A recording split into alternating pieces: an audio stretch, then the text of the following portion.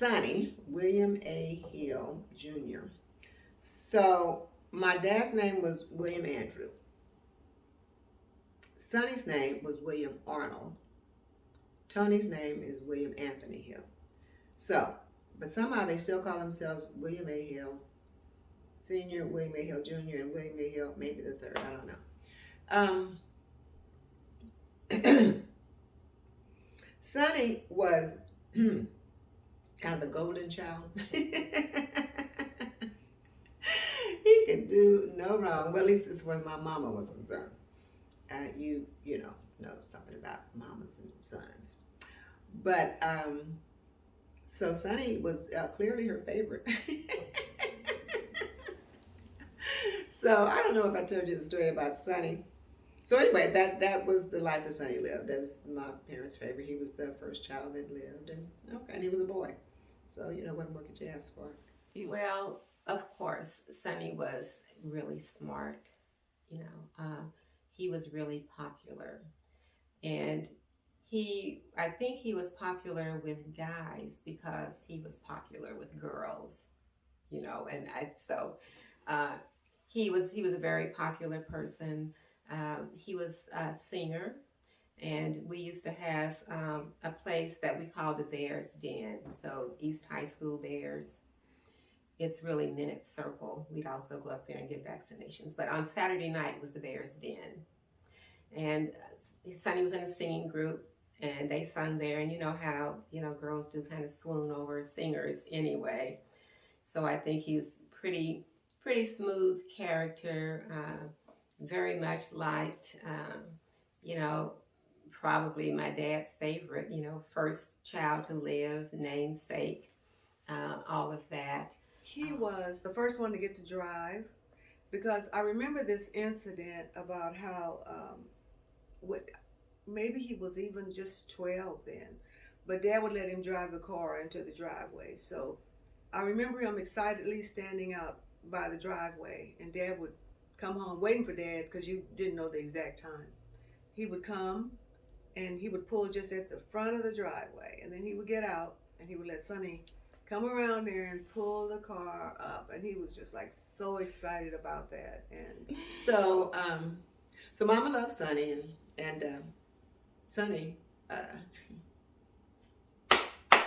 So those were the days when people just put a lot of grease in their hair to try to slick it down, just a lot of grease. And so Sonny did that, and so we would. I don't know. At that point, we each had our own, brush and comb, and I would keep mine clean. And so I had cleaned my brush out, and it was just for me to use, and had hidden it from everybody else. And Sonny needed a brush, and Mama knew where my brush was.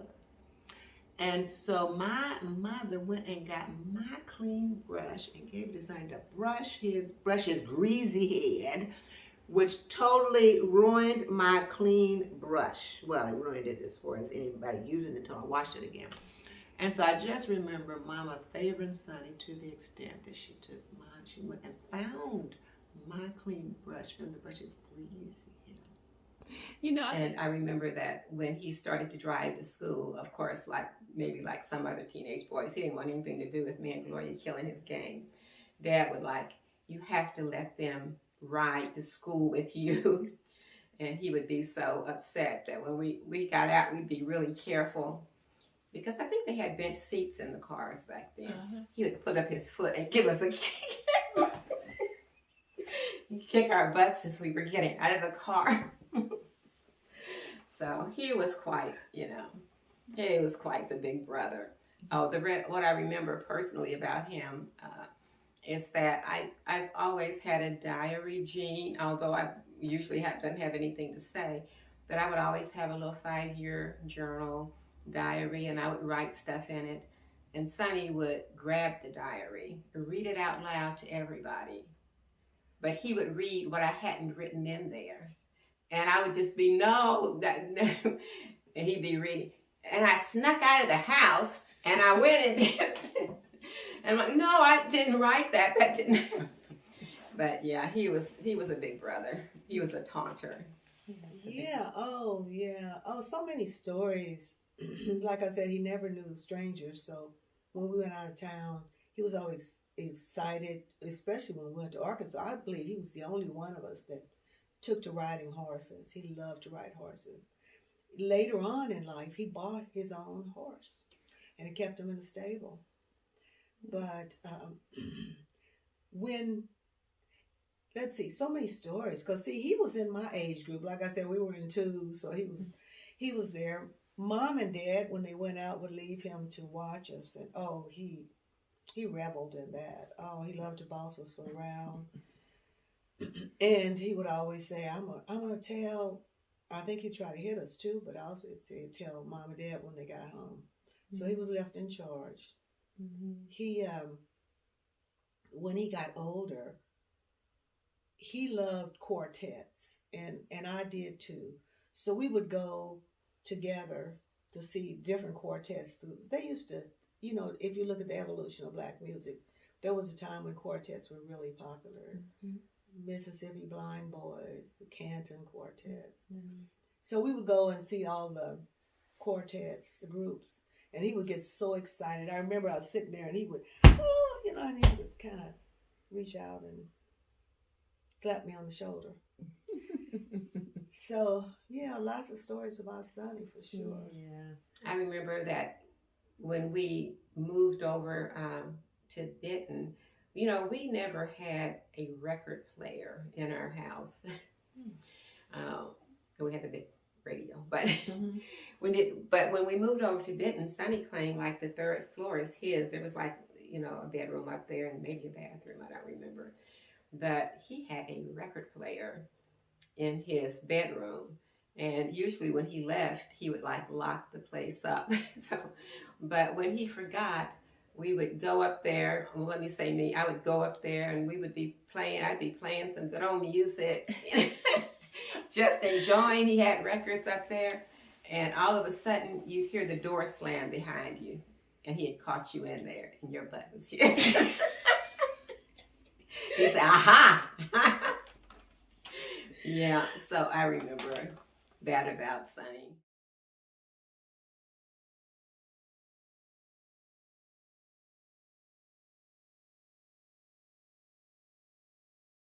Yes, well, I do remember that we talked about it, another henpecked husband. She was definitely like little and feisty, and he was henpecked, but he really loved her. They had nice things, nice apartment, nice house, because I went to stay with them in their house for a while. But he really loved Maxine, and they seemed to have a pretty good marriage. But I have to say, he was definitely henpecked. Okay. He was definitely a henpecked husband. I have these images of Maxine being a tough little girl. I don't know. She was kind of small and I don't know, tough. It seemed like she might just fight you. I don't know how I got that impression. I was, you know, relatively young.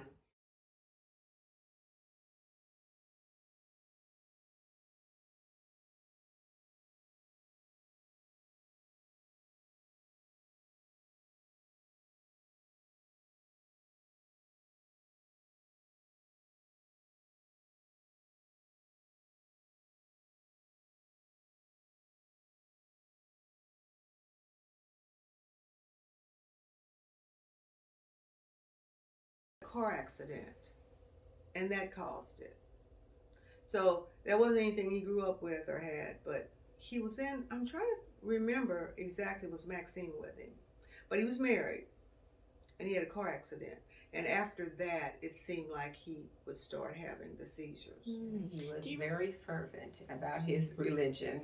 And like I said, he'd always liked to sing. He sang in high school and, you know, was popular as a singer. And so he carried that on. And he was really attending the church where our first cousin, you know, Ethel Freeman and her husband were the pastor and first lady there.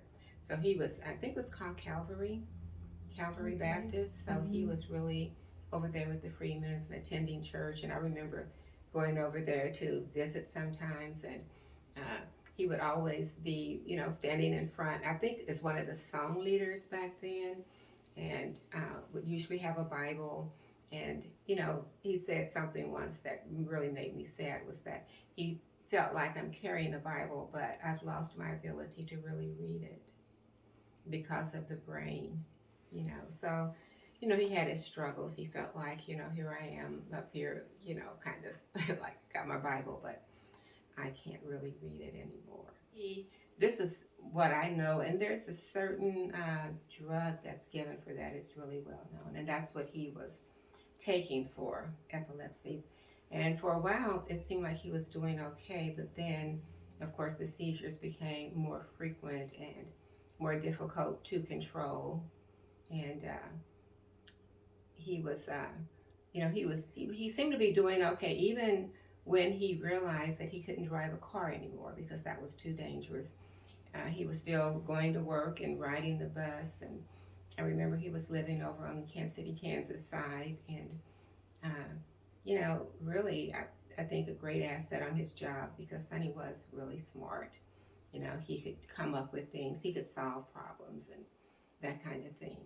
And I think as a result of the diagnosis of, I'm trying to think if this was before, but he always had a kind of strong religious component to him. But it seems like the disease, maybe slowed him down enough to really want him to get into that. So he had really started going to church, and he liked lively churches, I don't recall that he ever came back to Jameson, but maybe part of that was where he was living. But he liked a very lively church, and I remember that he became sort of a deacon and a song leader in one, because Soney liked to sing. So he did that, and after one of the seizures where he was taken to the hospital, of course, they found out it was a brain tumor. And so for all we know, maybe it was a brain tumor all along, and that's why he was passing out. Because honestly, when people have epilepsy, I have seen the kind of seizures that they have, and that didn't seem to be what was happening to Soney. His was more like he just passed out, where I've seen people have an epileptic seizure and it's more active.